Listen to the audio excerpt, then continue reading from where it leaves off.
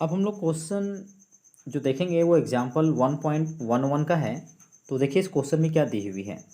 The electric field components, electric field का जो component जो है इस फिगर में देखिए, फिगर 1.27 में इलेक्ट्रिक फील्ड के कंपोनेंट को दिखाया गया है।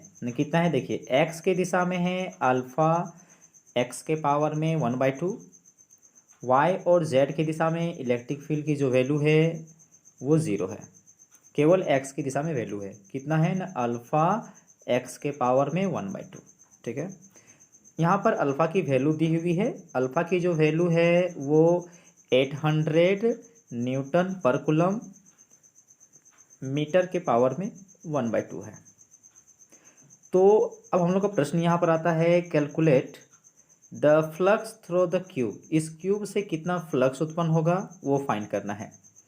उसके बाद the charge with in the cube, cube के अंदर या क्यूब में कितनी चार्ज है वो फाइंड करना है। हाँ, एक खास यहाँ दे चुकी है ए की वैल्यू, जो ये क्यूब है तो इसका साइड दिया हुआ है। साइड कितनी है ना, 0.1 मीटर। ठीक है, तो चलिए अब इसको हम लोग सोल्यूशन करते हैं। देखिए जैसा कि क्वेश्चन में दिया गया था कि ये जो क्यूब है जो यहाँ पर रखा गया है, और ये इसका राइट वाला पोर्शन हुआ और ये लेफ्ट वाला पोर्शन हुआ। इलेक्ट्रिक फील्ड जो है उसका कंपोनेंट जो था वो एक्स की दिशा में है, वो भी पॉजिटिव एक्स के डायरेक्शन में है। ठीक है,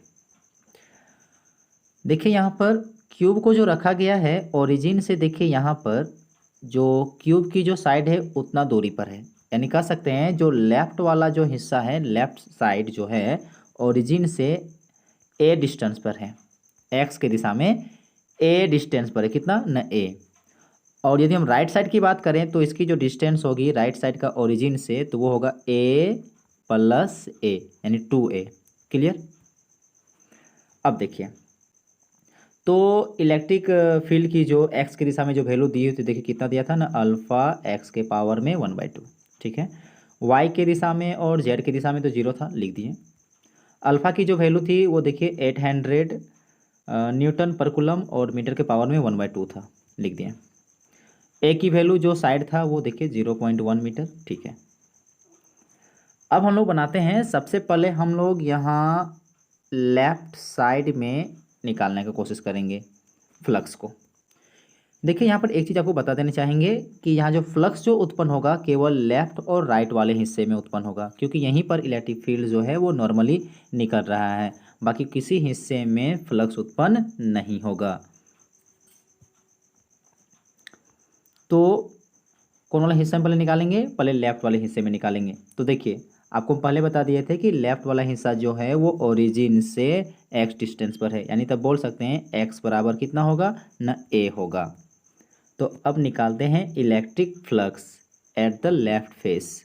तो देखिए फ्लक्स का डिफिनेशन के अनुसार जो फॉर्मूला होता है वो क्या होता है, electric field dot product surface के साथ। तो देखिए ध्यान से, इलेक्ट्रिक फील्ड की जो वैल्यू है कितना है, अल्फ़ा एक्स के पावर में 1/2। तो देखिए अल्फ़ा लिख दिए, और एक्स के जगह पर कितना लिख सकते हैं ना, एक्स के जगह पर लिख सकते हैं ए, तो यहाँ हमने ए लिख दिया, चूँकि पावर में कितना था हाफ, तो हाफ लिख दिए। ठीक है, अब रही बात यहाँ पर डेल्टा एस की, तो डेल्टा एस यानी कि हमें एरिया निकालना है, इस साइड का कितना होगा ना, साइड इंटू साइड, तो यहाँ पर हमने लिख दिए a²। चूँकि यहाँ देख रहे हैं इलेक्ट्रिक फील्ड का जो डायरेक्शन है इधर है, और चूँकि यहाँ पर जो एरिया वेक्टर का डायरेक्शन जो है वो इस साइड है, इस वजह से इन दोनों के बीच में क्या होगा, 180 डिग्री का एंगल होगा, इसलिए हमने कॉस 180 डिग्री लिख दिए। ठीक है, तो कॉस 180 डिग्री का मान क्या होता है ना, -1 होता है, तो यहाँ पर हमने माइनस को लिखा। उसके बाद यहाँ अल्फ़ा का अल्फ़ा, और यहाँ ए को सॉल्यूशन करके लिख दिया हमने ए के पावर में 5/2। तो ये हम लोग का इलेक्ट्रिक फ्लक्स निकला लेफ्ट वाले फेस में। अब हम लोग निकालेंगे राइट वाले फेस में। तो देखिए, तो अभी हम आपको बता दिए थे कि राइट वाला फेस के लिए एक्स की जो वैल्यू होगी वो कितनी होगी न, 2a।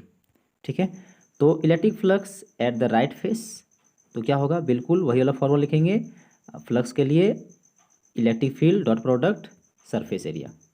तो देखिए अल्फ़ा का अल्फ़ा हो गया, एक्स के जगह पर क्या लिखाएगा ना, 2a पावर में तो हाफ दे दिए, और इसका भी एरिया कितना होगा ए स्क्वायर। हाँ, यहाँ पर हम लोग बात करेंगे, जब राइट वाला हिस्सा का बात करते हैं तो यहाँ पर देखिए इलेक्ट्रिक फील्ड की दिशा और एरिया वेक्टर की जो दिशा है वो सेम डायरेक्शन में है। इस वजह से यहाँ पर कितना होगा cos 0 डिग्री होगा, जो कि यहाँ हमने लिख दिए हैं। और cos 0 का मान 1 होता है। तो क्या होगा, इसको सबको मल्टीप्लाई करेंगे तो कितना आएगा, देखिए ध्यान से, अल्फ़ा का अल्फ़ा हो गया, 2 के लिए रूट हो गया, और यहाँ a का पावर में हाफ और a का पावर में 2। तो इसको मल्टीप्लाई करने पर हमें ये प्राप्त हुआ। तो हमें दोनों फ्लक्स प्राप्त हो चुका है, लेफ़्ट वाले हिस्से से भी और राइट वाले हिस्से से भी।